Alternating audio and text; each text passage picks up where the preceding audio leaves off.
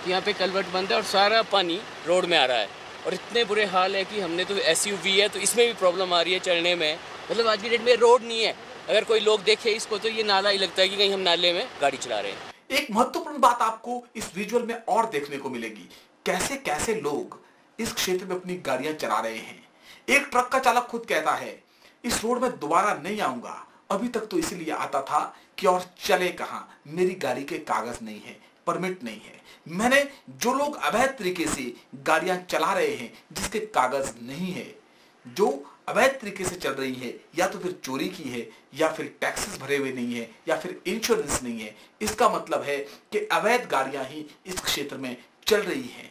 तो किस तरह लोग कानून की धज्जियां उड़ा करके इस रोड का फायदा उठा रहे हैं, ये भी आपको इस विजुअल में देखने को मिलेगा। रोड के हिसाब के तो मन ही नहीं करता दोबारा रोड बनाने का, तो आज के बाद तो कभी रोड का मतलब नहीं बनता, शकल देख जाऊँ मैं आगे। ये तो मजबूरी है कि परमिट सरमिट है नहीं गाड़ी का, तो चलना पड़ रहा है यहाँ पे, तो उसके बाद तो रोड से त्याग ही है बाद में। खैर, सड़क है या नाला ये तो पता नहीं, और सड़क में गड्ढे को समिति के लोग खुद भर रहे हैं। हालत आपके सामने है, लेकिन सरकार और कंपनी कह रही है कार्य प्रगति पर है। हम अब पहुंच रहे हैं पट्टी ढांक के पास में। पट्टी ढांक में आपको यह देखने को मिलेगा कि सॉइल इरोजन, फॉरेस्ट इरोजन के साथ साथ सरकार ने जो सिंचाई के लिए टैंक्स बनाए थे वो भी इस सड़क का शिकार हो रहे हैं। एक बड़ा टैंक आपको गिरता हुआ दिखाई देगा, लेकिन इससे भी बड़ी कहानी मैं आपको बताता हूं। जीते इंसान की, एक जीवित इंसान की कितनी आकांक्षाएं होती है, मन कितनी आकांक्षाएं पालता है, सैकड़ों, हजारों। लेकिन मृत इंसान की आकांक्षा क्या होती है? मृत इंसान तो सिर्फ और सिर्फ चिता तक पहुंचना चाहता है, पंच तत्वों में विलीन होना चाहता है। अब मैं आपको एक दर्दनाक हादसा सुनाता हूं। 1 मार्च 2015 शिमला के IGMC अस्पताल में बटार गलू के कमाल चंद दिल्टा अपनी अंतिम सांस लेते हैं। सुबह 5:30 बजे उनके परिजन उनको अपने गांव पहुंचाना चाहते हैं अंतिम संस्कार के लिए, अपने परिजनों के दर्शन के लिए। लेकिन उस व्यक्ति ने अपने जीवन की अनंत यात्रा तो पूरी कर ली, लेकिन अंतिम यात्रा जो मात्र 4 और 5 घंटों की थी, उसको पूरा करने में उसे लग गए लगभग 2 से ज्यादा दिन। ये लाश शिमला से निकलती है अपने परिजनों के अंतिम दर्शन के लिए। न जाने कितनी आंखें बाट जो रही होगी उस व्यक्ति का जिसने दम तोड़ दिया है, और वो दम टूटा हुआ व्यक्ति सिर्फ और सिर्फ पहुंचना चाहता है चिता के पास। लेकिन इस सड़क के कारण वह व्यक्ति पट्टी ढांक के आसपास घूमता रहा, और वह चिता 2 दिन, पूरे 2 दिन पट्टी ढांक, जुब्बल, खड़ा पत्थर, बटार गलू पहुंचने में समय लेती रही। जी हां, कमालचंद दिल्टा की ये कहानी बहुत दर्दनाक है। एक मृत व्यक्ति को अपने अंतिम गंतव्य तक पहुंचने के लिए 4 घंटे का सफर 2 दिनों में तय करना पड़ा। न जाने कितने कमालचंद दिल्टा इस सड़क की इस दुर्दशा के गवाह बनेंगे। मेरे इस देश का दुर्भाग्य है, एक VIP मूवमेंट के लिए न जाने कितने पुलिस के जवान सड़क को निर्बाध बनाए रखने के लिए अपनी सेवाएं देते हैं, लेकिन ठियोग हाटकोटी रोडू रोड में जाम हो गया आम। लोगों को जाम से जूझने की लगता है आदत सी हो गई है। हर जगह जाम लगता है, और लोग कहते हैं, आप विजुअल में सुनिएगा और देखिएगा भी, कि धक्का दे दो तभी उठेगी गाड़ी। लोग स्वयं उतरते हैं, खड़े ट्रक को धक्का देते हैं, तब जाकर के कहीं जाम खुलता है। न जाने कितनी मुशक्कत कहते हैं, लेकिन धक्का दे दो तभी उठेगी गाड़ी।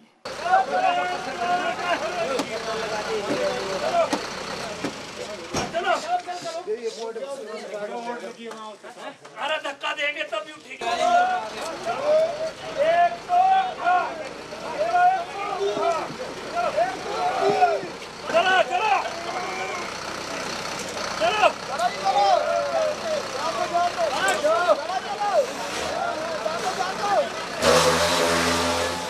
हमने कई बार लोगों को सुना है कहते हुए मजबूरी का नाम डैश डैश गांधी। ना जाने वो ऐसा क्यों कहते हैं, मैं तो सहमत नहीं हूं, लेकिन इस सड़क में एक प्राइवेट बस न्यू प्रेम बस का चालक कह रहा है मजबूरी का नाम ठ्यूक हाटकोटी रोड।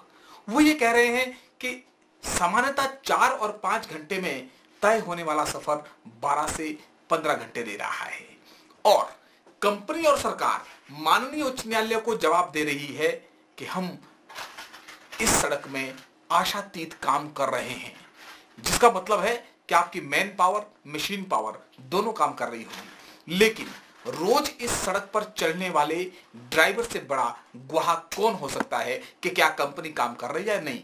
साफ शब्दों में न्यू प्रेम बस के ड्राइवर ने कहा कि हमें 2 महीने से इस सड़क पर कोई लेबर कोई मशीन काम करते हुए नहीं दिखाई दी।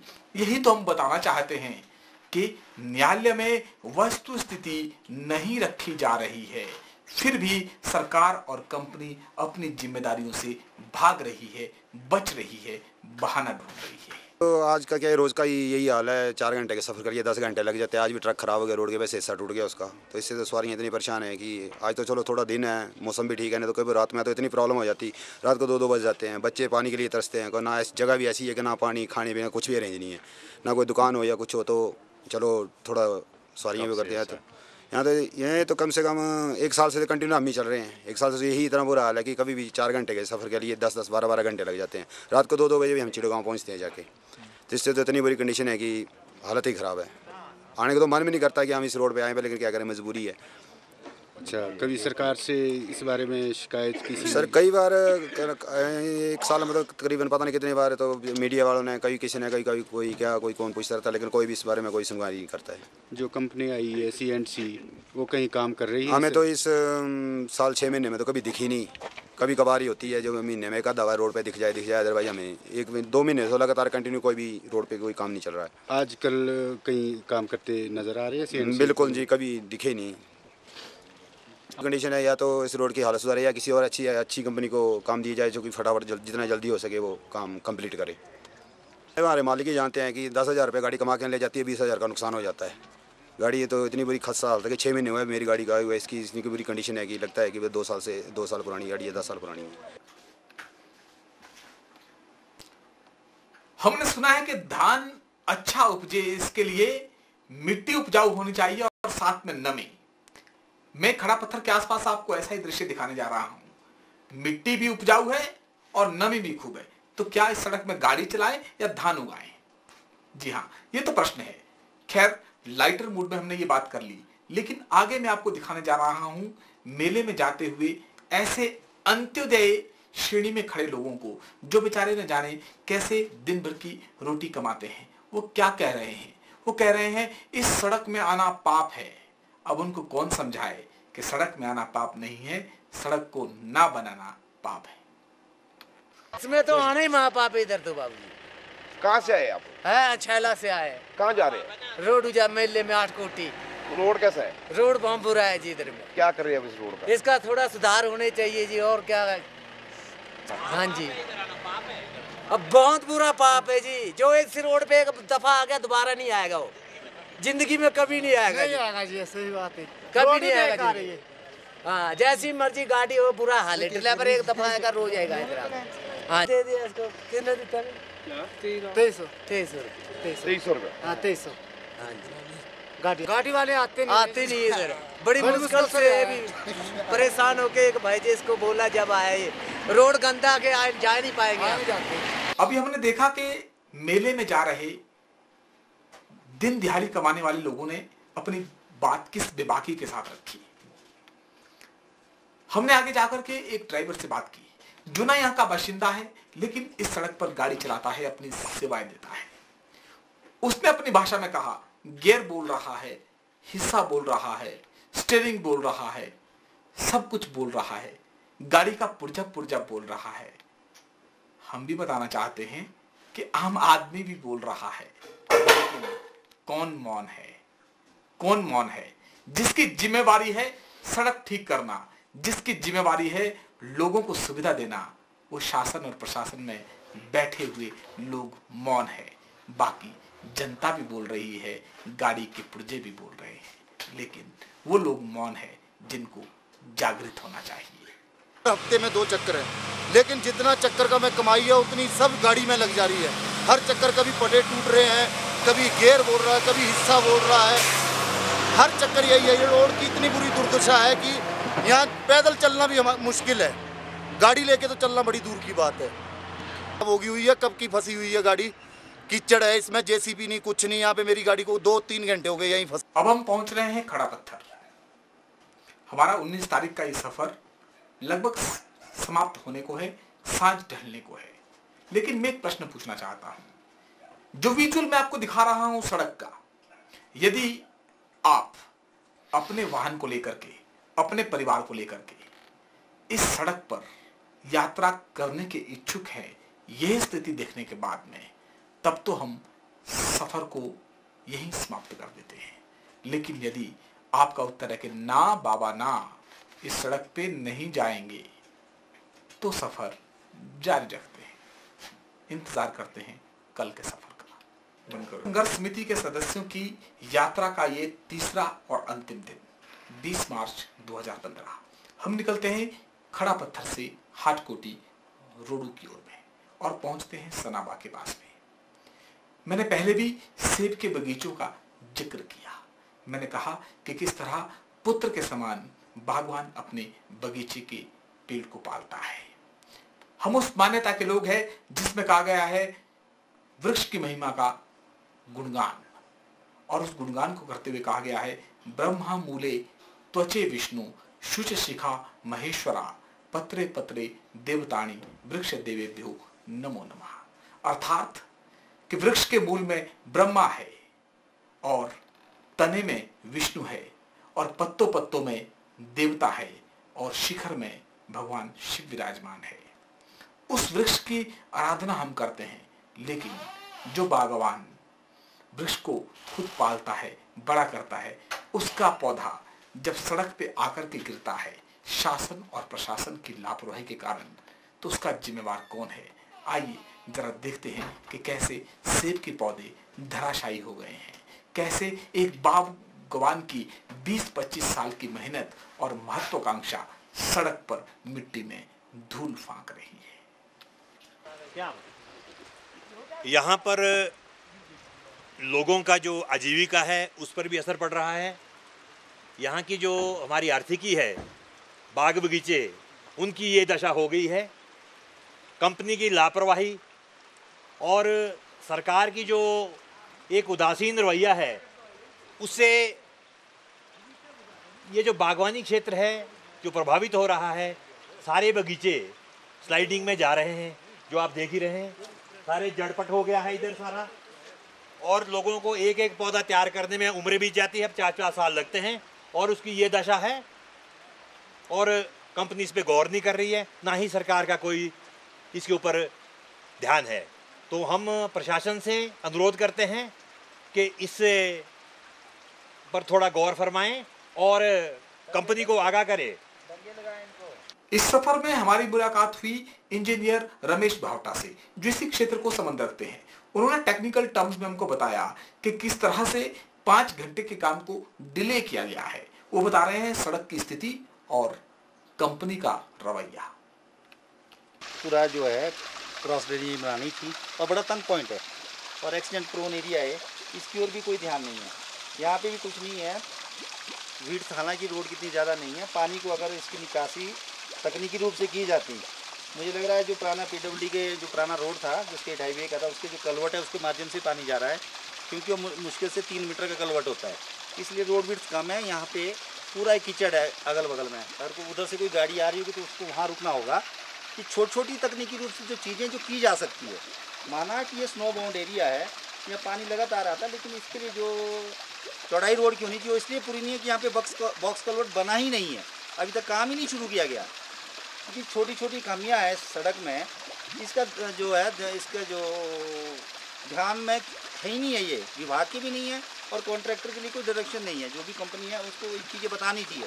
छोटी छोटी चीज़ों से हमारी सड़क दुरुस्त हो सकती है जब तक पानी की निकासी सही ढंग से नहीं होगी, रोड में मॉइस्चर रहेगा, गड्ढे रहेंगे, आप जितना मर्जी इसमें गटका भर दें, जितनी मर्जी मिट्टी में डालें, इसका सरफेस कभी भी इवन नहीं रहेगा।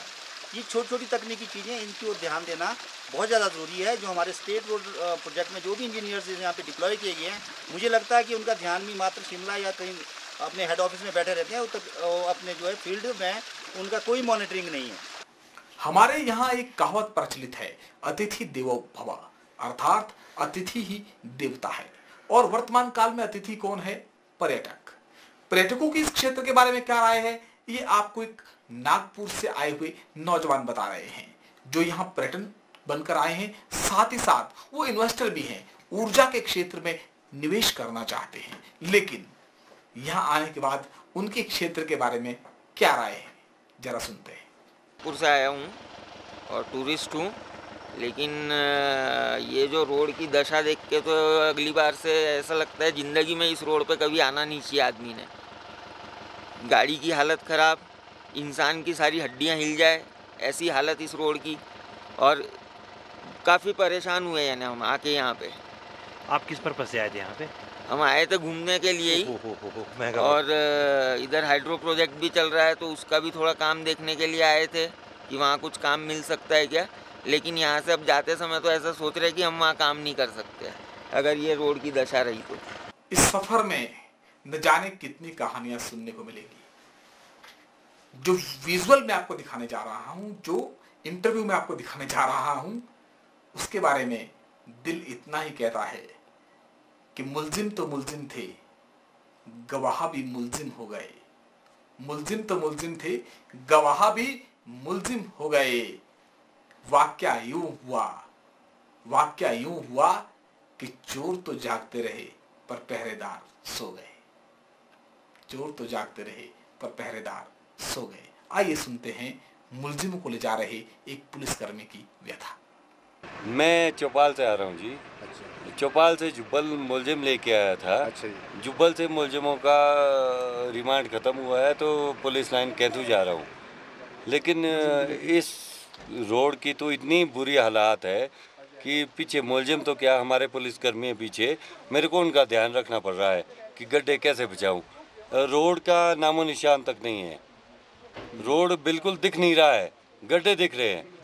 मेरे हिसाब से हमारे विधायक, हमारे मुख्यमंत्री साहब को कम से कम इतना तो होना चाहिए कि ये लाइफ लाइन ने ठेवक टू हाटकोटी, चाहे रोडू बोलो, रोडू वाले, मैं तो ये सोच रहा हूँ, मैं ट्रक लेके आया हूँ, अगर छोटी गाड़ी कोई भी होती तो वो कैसे ले जाते होंगे। आपने कहावत सुनी होगी, सड़क में गड्ढे, गड्ढों में सड़क। ये आम कहावत हो गई है, लेकिन आपको खड़ा पत्थर से आगे सनाबा के पास मिलेगा सड़क में तालाब। तालाब नहीं, उस तालाब का अगर आप आकार देखेंगे तो उसको आप एक छोटी झील भी कह सकते हैं। इससे बड़ा झूठ मित्रों क्या हो सकता है कि HPRIDC ये कह रही है कि इस प्रोजेक्ट में ना तो पर्यावरण का क्षय हो रहा है, ना स्वास्थ्य संबंधी मानकों का, और ना धार्मिक स्थलों तक पहुंचने वाली सुविधाओं का। आपने हाटकोटी जाती हुई सड़क को देख ही लिया होगा कि क्या हमारी धार्मिक स्थलों तक पहुंचने की ये एहसास आसान है या कठिन। अब हम इस सड़क के अंतिम पड़ाव पर पहुंच चुके हैं और हम पहुंचे हैं पटसारी पुल के पास में। हमने रास्ते में अनेकों पुल देखे हैं। सरकार, कंपनी जवाब दे रही है पुलों पर काम चल रहा है, लेकिन किसी पुल पर हमने काम चलता हुआ नहीं देखा। हम कहते हैं नींव का पत्थर, नींव अच्छी है तो इमारत अच्छी होगी, लेकिन पटसारी पुल की ये नींव देखिए, नीचे तालाब है, दीवार ढह रही है। क्या होगा कोई नहीं जानता। हमने आपको पटसारी पुल का शॉट दिखाया था। लगभग हमारी यात्रा समाप्त हो चुकी थी। 20 तारीख को थके मांदे विश्राम करने के बाद 21 की सुबह को हमने हाटेश्वरी माता के चरणों में माथा टेक करके शिमला की तरफ राह पकड़ी। लेकिन जब 2 घंटे का जाम लगा तो लगा कि कैमरे की भूख अभी बाकी है। कैमरे बैग से निकल आए और आपको दिखाते हैं उसके बाद का ये जाम, जो जाम आम हो गया था, आते भी और जाते भी। लेकिन गाड़ियों में मनुष्य जैसा बैर कहाँ, एक गाड़ी दूसरी गाड़ी को टोचन करके मंजिल तक बढ़ा ही देती है। अब समय आ गया है इस डॉक्यूमेंट्री के समापन का। इस डॉक्यूमेंट्री के आरंभ में आपने भूमिका को सुना, बीच में आपने जीवंत लोगों की आवाजें भी सुनी, चलती हुई गाड़ियों की आवाजें भी आपने सुनी, हॉर्न भी आपने सुने, चलते हुए इंजन की धक धक भी आपने सुनी। लेकिन इस डॉक्यूमेंट्री के अंत में एक चीज है, एक आवाज है निर्जीव की जो बोलना चाहती है। एक आवाज आप तक पहुंचना चाहती है। उस आवाज को सुनने की जरूरत है।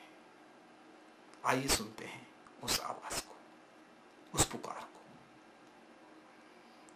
मैं ठ्यूक हाटकोटी रोडू सड़क हूं।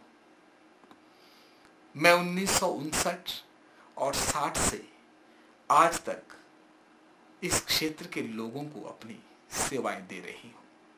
मैं